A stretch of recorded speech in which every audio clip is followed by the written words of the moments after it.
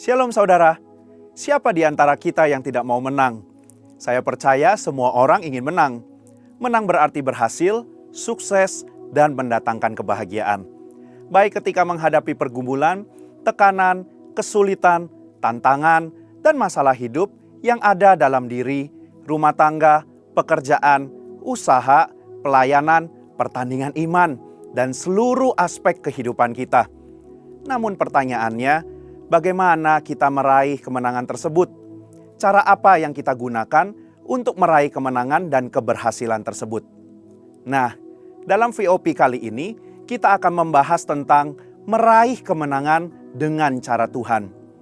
Kita akan melihat bagaimana menang dengan cara Tuhan berbeda dengan menang dengan cara dunia. Pertama, kita akan melihat dari sisi kualifikasi pribadi seorang pemenang. Terdapat perbedaan kualifikasi seorang pemenang menurut penilaian atau standar dunia dan Tuhan. Biasanya, dunia akan berkata bahwa orang yang menang atau berhasil adalah mereka yang punya kualifikasi terpelajar, pintar, bijaksana, terpandang, kuat, dan punya posisi yang bagus. Tentu saja ini baik, namun hal-hal tersebut bukanlah faktor penentu dalam meraih kemenangan.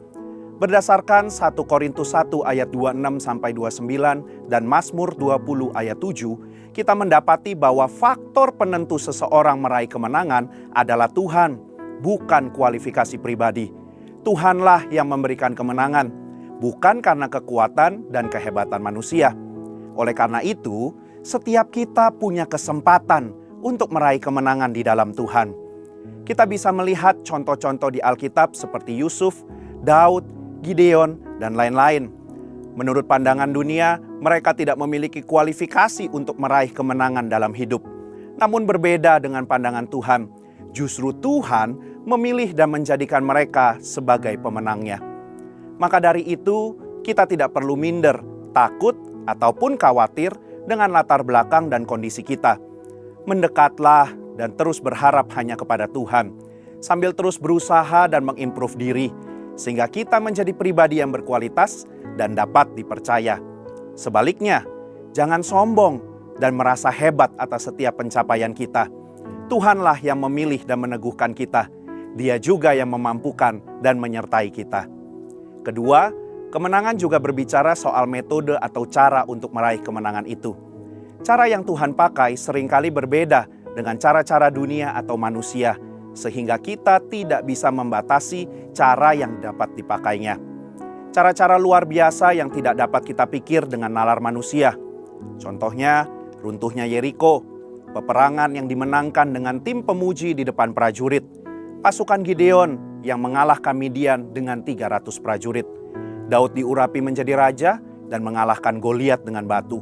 Orang-orang yang mendapatkan mujizat dan kesembuhan dari Yesus dengan cara yang berbeda-beda, seperti perkataan Tuhan, jubah Yesus, air liur bercampur tanah, air jadi anggur, dan sebagainya. Serta Paulus yang bebas dari penjara dengan pujian dan penyembahan, dan seterusnya. Peristiwa-peristiwa ini memberikan pengertian kepada kita bahwa Tuhan bisa memakai cara apapun untuk mendatangkan kemenangan bagi umatnya, selama kita percaya dan melakukan perintahnya.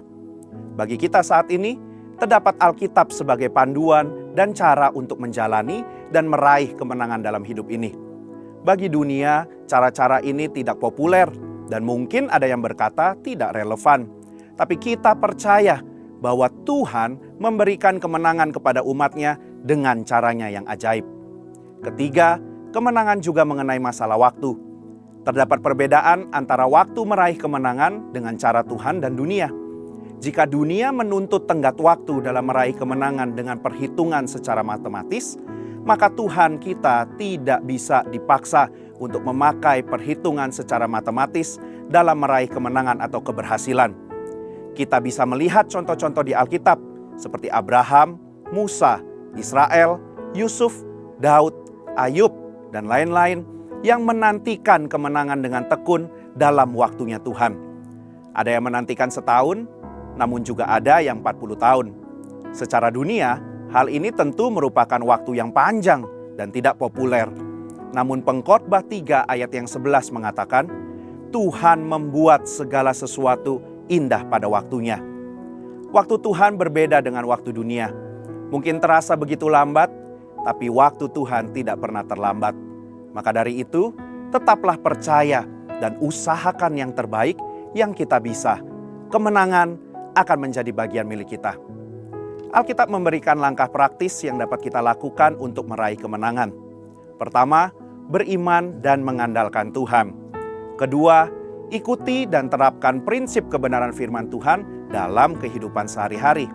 Yang ketiga, tekun dan sabar.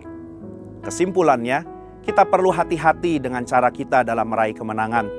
Tuhan memberikan kemenangan kepada orang-orang yang dikasihinya, namun kita perlu mengikuti dan menerapkan prinsip kebenaran firman Tuhan dalam kehidupan kita.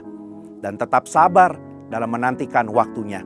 Selain itu, kita tidak boleh bermegah atas kemenangan atau keberhasilan kita, karena itu adalah pemberian Tuhan. Mari kita meraih kemenangan bersama Tuhan dengan caranya sambil tetap memuliakan Tuhan dalam hidup kita. Saudara, untuk penjelasan lebih lengkap dari tim teologi kami, silakan scan QR Code atau buka link yang ada di atas. Tuhan Yesus memberkati.